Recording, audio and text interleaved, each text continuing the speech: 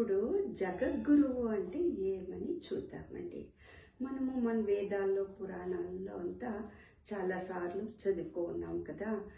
ఈ ప్రపంచంలో ఏమేముందో అవన్నీ కూడా మనలో ఉంది, మనలో ఏమేముందో అవన్నీ కూడా ఈ ప్రపంచంలో ఉంది అని కదా.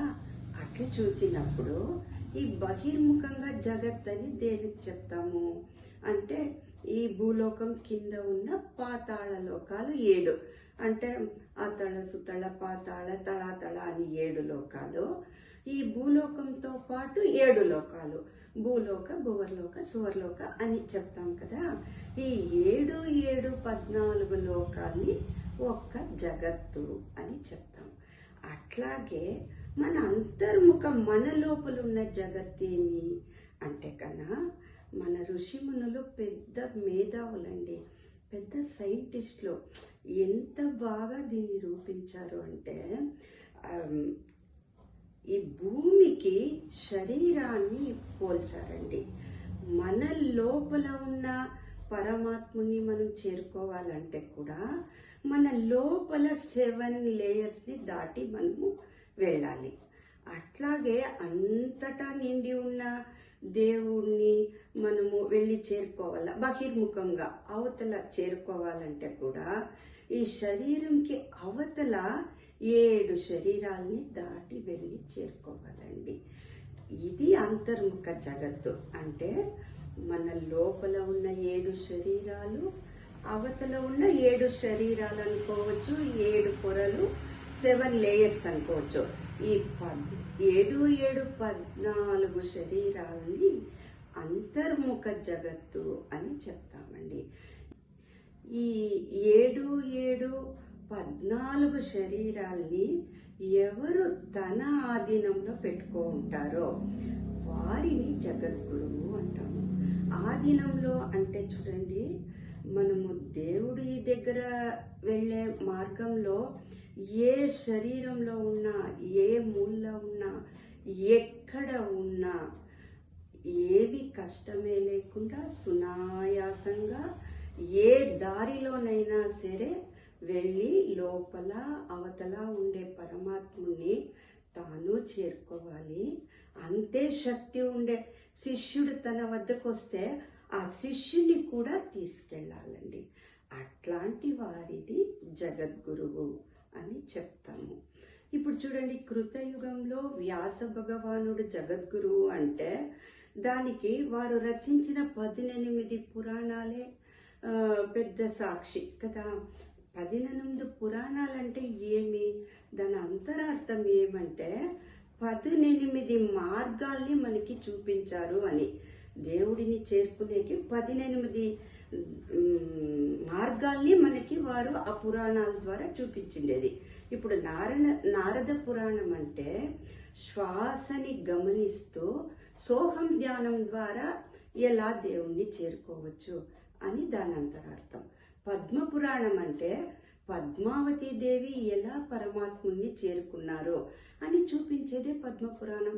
విష్ణు పురాణం అంటే ఏమి, విష్ణు స్థితిని మనం పొంది ఎలా పరమాత్ముని చేరుకోవచ్చు అనేది విష్ణు పురాణం. శివ పురాణం అన్నీ కూడా ఇట్లాగేనండి. 18 మార్గాల్ని మనకి చూపించిన మహానుభావుడు వ్యాస భగవానుడు. అందుకే ఇప్పటికీ కూడా ఆ వ్యాస భగవానుడి యొక్క పుట్టినరోజునే మనము గురు పౌర్ణమిగా ఇప్పటికీ ఆచరిస్తున్నామండి. సరే, నెక్స్ట్ దత్తాత్రేయ స్వాముల వారు అంటాం కదా. వారి చిత్రపటం చూస్తేనే ఎంతో బాగా అర్థమవుతా ఉంది కదా. బ్రహ్మ విష్ణు మహేశ్వరుల మూడు శిరస్సుల్ని చూపించారు అంటే 3 దారుల్ని అవలీలగా 3 దారుల్లోనూ వెళ్ళగలిగేవారు అని దీనికి అర్థము. ఇంకొకటి ఏమి అంటే చూడండి, ఇట్లా మనం పరమాత్మని చేరుకోవాలంటే 112 ధ్యాన మార్గాన్ని మనకి మన ఋషి మునులు చూపించారండి. కానీ దీంట్లో మనం షణ్మతాలు అని చెప్పుకునే 6 మార్గాలు, బ్రహ్మ విష్ణు మహేశ్వరులో ఈ 3 మార్గాలు చాలా చాలా ముఖ్యమైనదండి. ఈ 6 మార్గాలు కానీ ఈ 3 మార్గాలు కానీ మనకు తెలిసిందంటే 112 ధ్యాన మార్గాలు తెలిసినట్లే. ఎట్లంటే చూడండి, ఇన్ని మార్గాలు కూడా ఏదో ఒక సమయంలో ఈ 6 కానీ ఈ 3 కానీ వచ్చి చేరాల్సిందే. ఇప్పుడు చూడండి, ఎగ్జాంపుల్కి ఇప్పుడు ఎక్కడో అడవిలో ఒక పిల్ల కాలువ ఉండింది అనుకోండి. ఆ పిల్ల కాలువ తానే వెళ్ళి సముద్రంలో చేరుకోవాలంటే చాలా చాలా కష్టం. సముద్రం ఎక్కడో ఎన్నో మైళ్ళ దూరాల్లో ఉంటుంది. అంత దూరం ప్రయాణం చేసే సమయంలో ఆ నీళ్లు ఆవిరైపోవచ్చు, లేదు ఆ నీళ్ళని ఇంకెవరో దేనికో ఉపయోగించుకునేయచ్చు. కాబట్టి ఆ పిల్లకాలు తానే వెళ్ళి సముద్రంలో చేరాలంటే చాలా చాలా కష్టమవుతుంది. కానీ ఆ కాలువ నీళ్ళు ఒక జీవనదిలో చేరిపోయింది అనుకోండి, అప్పుడు ఆ జీవనదితో పాటు ఆ నీళ్లతో పాటు ఈ కాలువ నీళ్లు కూడా ఎప్పుడో ఏదో ఒక రోజు వెళ్ళి ఎంత దూరంలో ఉండే ఆ సముద్రాన్ని చేరుకోవచ్చు కదా. అట్లాగే ఎన్ని ధ్యానాలు ఉంటే కూడా ఒక్క సమయంలో ఈ షణ్మతాల్లో అయినా సరే, ఆ త్రిమూర్తుల యొక్క మార్గాల్లో అయినా సరే వచ్చి చేరుకోవాల్సిందే. కాబట్టి ఈ మార్గాలు తెలిసిన వారు అన్ని మార్గాలు తెలిసినట్లే లెక్క. చూడండి, దత్తాత్రేయ స్వాముల వారికి ఆ త్రిమూర్తుల యొక్క ఆయుధాలని కూడా చూపించారు.